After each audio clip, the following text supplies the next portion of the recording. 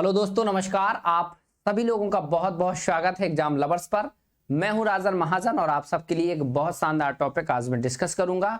बहुत ज़्यादा पूछे जाने वाला ये टॉपिक है, इसलिए इस पर हम लोग बहुत अच्छे से समझने का प्रयास करेंगे और विद इन 10 मिनट ये टॉपिक आपका एकदम आप कंसेप्ट बेस क्लियर हो जाएगा। तो आज का ये हमारा जो टॉपिक है, इसका नाम आप लोग समझें, इसका नाम है विटामिन। बहुत ज़्यादा लोग एग्जाम में इस प्रश्न का सामना करते हैं और कभी कभी हम लोग जानते हुए भी इन सब प्रश्नों को कंफ्यूजन में आने के बाद गलत कर लेते हैं, लेकिन आज के बाद आप लोग बिल्कुल से इस कॉन्सेप्ट को समझ पाएंगे और बिल्कुल कभी गलत होने की संभावना ही नहीं बनेगी। विटामिन ऐसे कार्बनिक यौगिक होते हैं जो हमारे शरीर की रक्षात्मक और क्रियात्मक यानी शरीर की रक्षा भी करते हैं और विकासात्मक कार्य भी करते हैं। यानी विटामिन बेकार्बनिक पदार्थ, याद रखिएगा, मैं यहां पर थोड़ा सा इसलिए लिख दे रहा हूं ताकि आप समझ पाएं कि इसमें क्या होता है। बेकार्बनिक पदार्थ जो हमारे शरीर को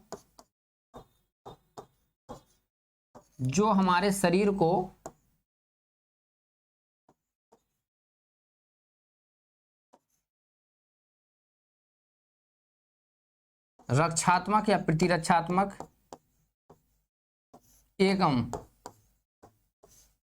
विकास में, शरीर की विकास, जिसको हम लोग वृद्धि भी कह देते हैं साधारण भाषा में, लेकिन ये अलग अलग कंसेप्ट है। वे कार्बनिक पदार्थ जो हमारे शरीर को रक्षात्मक एवं विकास या वृद्धि का काम करते हैं, वृद्धि करते हैं, शरीर की को नहीं, यहां पर शरीर की रक्षात्मक एवं विकासात्मक वृद्धि करते हैं, उनको क्या कहते हैं? विटामिन बोलते हैं। याद रखिएगा, छोटी सी डेफिनेशन मैंने लिख दी एक साधारण भाषा में ताकि आप जानते चलें कि क्या है। यानी विटामिन बेकार्बनिक पदार्थ, कार्बनिक जिसमें कार्बन यानी CO2, और CO2 का मतलब कार्बन अकेला का C हो जाएगा।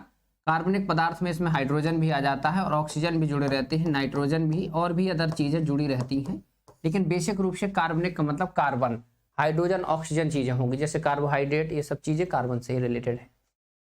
जो हमारे शरीर की रक्षात्मक, जिसको कहते हैं ना एंटीसेप्टिक क्रीम की तरह, यानी हमारे शरीर की रक्षा, प्रतिरोधक क्षमता, इम्यूनो सिस्टम डेवलप करते हैं और शरीर की विकास या वृद्धि, जैसे हम लोग शरीर में बहुत सारी चीज़ें ऐसी होती हैं जो खाने के बाद डेवलपमेंट दिखाई देते हैं, जैसे विटामिन डी की कमी से हड्डियां कमजोर हो जाती हैं, जिससे हमारी शरीर की वृद्धि रुक जाती है। यदि विटामिन डी की वृद्धि में भूमिका ना हो तो हम लोग कोई दिक्कतें नहीं, अंधेरे में पड़े रहें, हमारे शरीर का डेवलपमेंट भी प्रभावित होगा, है ना। तो वृद्धि और रक्षात्मक ये दोनों कार्य करता है विटामिन।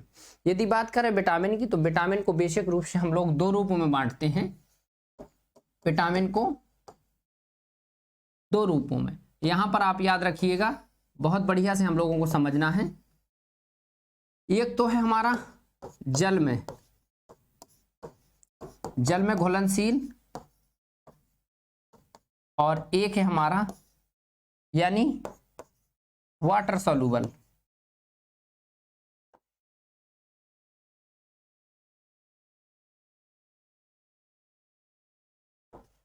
वाटर सॉल्यूबल, और यहां पर फैट यानी बसा में घुलनशील, फैट सॉल्यूबल, बसा में घुलनशील। याद रखिएगा, ये दो प्रकार के रूप होते हैं, एक हमारे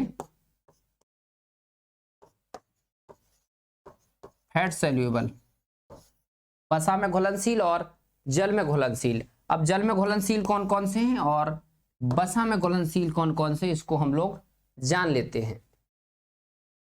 जो हमारे जल में घुलनशील होते हैं, B, C, ये हमारे क्या हैं? वाटर सॉल्यूबल, याद रखिएगा, और A, D, E and K, ये बेसिक रूप से हमारे 6 प्रकार के विटामिन होते हैं जिनको हम लोग पढ़ते हैं। वैसे होते तो इनके और भी कई रूप हैं। ये फैट सॉल्यूबल हैं, यानी ये बसा में घुलनशील हैं, और ये वाटर में घुलनशील हैं, B और C। यदि अब इनकी बात की जाए कि ये B और C क्या है, इनके वैज्ञानिक नाम क्या है, तो इसको भी हम लोग समझेंगे। सीक्वेंस से हम लोग समझते हैं। पहले बसा में घुलनशील देखते हैं। तो बसा में जो घुलनशील हैं वो कौन कौन से हैं हमारे? बहुत अच्छे से समझना है हमको, भूलने की कोशिश ना करें, थोड़ा सा रिवीजन करते चलें, साथ साथ जो हम लोग बोलेंगे उसी को आप लोग समझें। बी यानी बी को हम लोग बी कम्प्लेक्स के रूप में देखते हैं। विटामिन बी अकेला नहीं होता है, यहां पर याद रखिएगा विटामिन बी अकेला नहीं होता है, इसको विटामिन बी को बी कम्प्लेक्स के रूप में हम लोग जानते हैं। और इसीलिए इस बी कम्प्लेक्स में कई विटामिन आते हैं, जैसे vitamin B1, vitamin B2, vitamin B3, vitamin B5, यहां पर लिख देते हैं vitamin B6, vitamin B7, vitamin B12। कितने ये विटामिन के कम्प्लेक्स होते हैं। B1 को ही हम लोग थायमिन बोलते हैं, याद रखिएगा, ये वैज्ञानिक नाम बहुत पूछा जाता है। विटामिन बी या B1 को थायमिन बोलते हैं। B2 को राइबोफ्लेविन,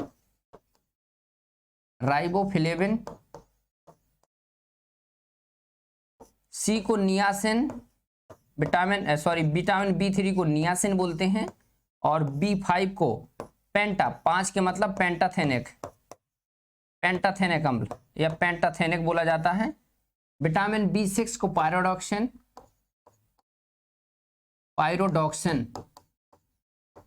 विटामिन B7 को बोला जाता है बायोटिन। और लास्ट में जो B12 है, मतलब ये नहीं कि हम लोग 1 से 12 तक पढ़ें, विटामिन B1 से B12 तक, इसके कुछ बीच में हम लोग बेसिक रूप से पढ़ते हैं, जैसे इसमें 4 गायब रहता है और इसके बाद 8, 9, 10 और 11 गायब रहते हैं।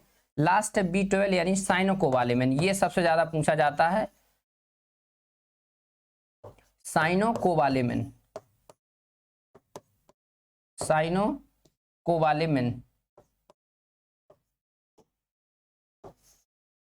साइनोकोबालेमिन इसका नाम है, इसको आप याद रखिएगा, ये इसके नाम है।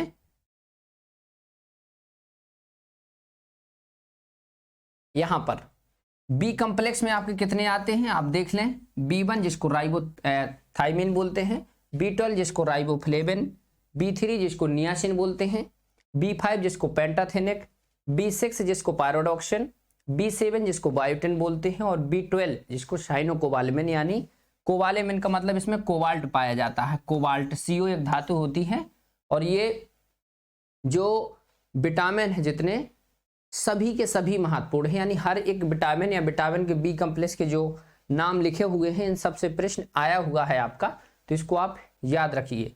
अब वसा में घुलनशील पहले विटामिन बी हो गया, दूसरा देखें हम लोग विटामिन सी। विटामिन सी को मतलब बोलते हैं हम एस्कॉर्बिक, याद रखिएगा, हिंदी इंग्लिश दोनों में समझते चलेंगे। एस्कॉर्बिक एसिड, एस्कॉर्बिक अम्ल, इंग्लिश में बोलेंगे एस्कॉर्बिक एसिड। एसिड यानी जो भी चीजें खट्टी होती हैं उनको क्या बोलते हैं, अम्ल। और ये विटामिन सी जितने भी होता है, इसका जो सोर्स है, याद रखिएगा, इसका जो सोर्स है वो खट्टे फल, बेसिक रूप से प्रश्न पूछा गया है, खट्टे फलों में पाया जाता है। और नींबू, संतरा, आंवला, है ना, इसके सोर्स यदि देखें खट्टे फलों में नींबू, संतरा, आंवला और अदर चीजें हैं जो कि खट्टी हैं, है ना, जो खट्टी हैं, जो खट्टी चीजें हैं उनमें ये पाया जाता है। नींबू, संतरा, आंवला इसके बेसिक रूप से महत्वपूर्ण सोर्स हैं जो एग्जाम में पूछे गए हैं। और विटामिन सी जिसको एस्कॉर्बिक अम्ल बोलते हैं, ये इसके वैज्ञानिक नाम होता है सी। और एस्कॉर्बिक अम्ल से ही स्कर्वी रोग होता है। इसी से रिलेटेड यदि हम लोग बात करें इसके रोग की, तो इसका जो रोग है स्कर्वी होता है। अभी हम लोग सबके नाम समझेंगे, रोग समझेंगे। रोग इससे क्या होता है, स्कर्वी। इसका जो सोर्स होता है खट्टे फल यानी स्वेल, जो फ्रूट होते हैं, फल होते हैं, और भी अदर चीजें। ऐसा नहीं है कि सिर्फ एक सोर्स होता है। विटामिन में हम लोग पढ़ेंगे तो एक जो विटामिन है उसके कई सारे सोर्स हैं, लेकिन बेसिक रूप से जो एग्जाम में पूछे जाते हैं जिनका बहुत महत्व है उनको समझना। यहां पर हम लोग देख चुके हैं।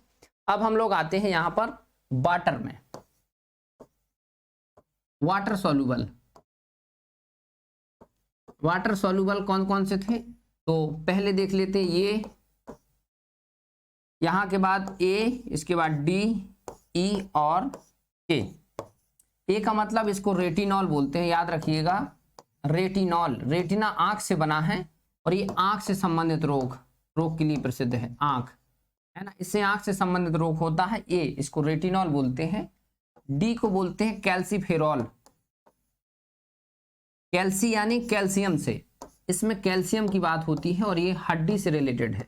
बस इतना ही हमको पढ़ना है, बाकी तो बहुत सारी चीजें हैं।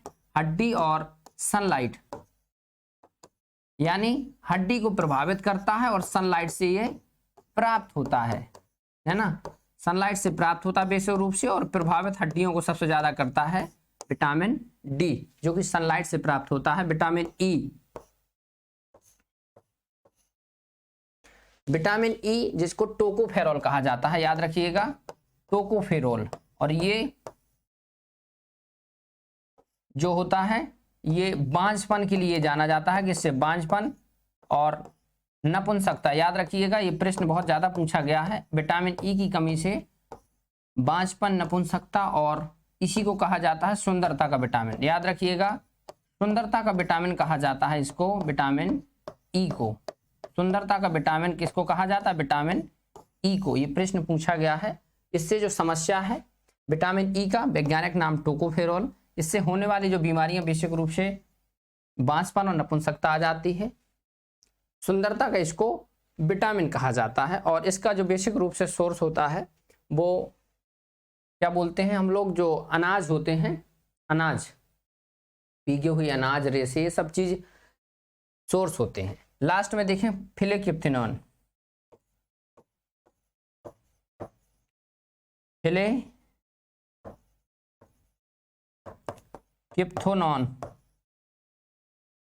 इसका काफी लंबा नाम है, फिलेक्रिप्टोनान, है ना। और ये विटामिन के, ब्लड कॉल्ट, यानी ब्लड यानी रक्त का थक्का। याद रखिएगा, रक्त का थक्का, यहां पर मैं लिख देता हूं, रक्त का थक्का जमाने के काम आता है ये।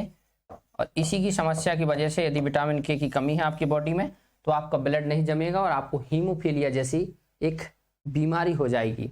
यहां पर वाटर सॉल्युबल हमने देखा ए, डी, ई और के, ये 4 होते हैं। और हमने फैट सॉल्युबल देखा बी एंड सी। तो इतने हाई विटामिन आप लोग समझ गए होंगे। अब इन विटामिनों में से जैसे हम लोग समझते हैं, सीधी लिख लेते हैं सीक्वेंस में, A, B, C, D, E and के।